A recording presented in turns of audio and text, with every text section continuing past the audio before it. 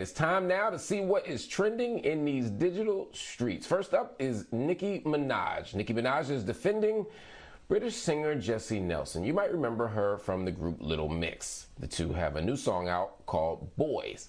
The video is getting backlash because Nelson is being accused of blackfishing. Y'all know what that is? That's when people alter their appearance to look black. Other members of Little Mix have reportedly tried to expose Nelson for being a blackfish. Minaj, during an hour-long Instagram live, defended Nelson, telling the members to just let Nelson enjoy her moment. She also criticized people for being so open to accepting the Kardashians, but against Jesy. See, a couple things. Nicki Minaj has not found a bad argument that she don't love. She has not found the wrong position to be on an issue, whether it's defending, we could go on down the list of stuff she's done, from the sexual assault stuff, not that she did sexual assault, but that she defended people who have made claims of sexual assault. She's denied the word of people who have made claims of survivors of sexual violence. She has had the wrong take on the COVID vaccine. She's just doing a lot of stuff here. But she's half right here. Yes, we do accept the Kardashians. We pretend that the Kardashians' obsession with black people, black bodies, black men is normal and not problematic. It is. We should, but two wrongs don't make it right. We can criticize this young woman for blackfishing, and we can also point out the fact that we're often hypocritical and contradictory. Let's stop all of it. That's all. All right, let's talk about Kyrie Irving. NBA star Kyrie Irving. He's barred from all team activities following his inability to get a COVID vaccine.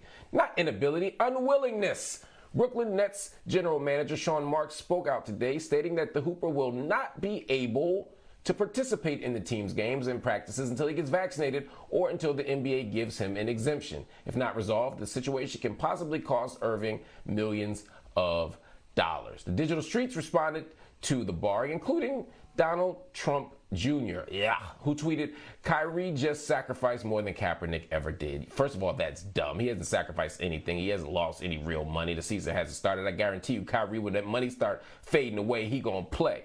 So let's not say that. Also, let's not act like every time you do something dumb and lose money that it's a sacrifice. Losing money because you don't want to get a vaccine doesn't make you Martin Luther King or Gandhi or Nelson Mandela or Assata Shakur or Angela Davis. It just don't. Sometimes you're just doing something dumb.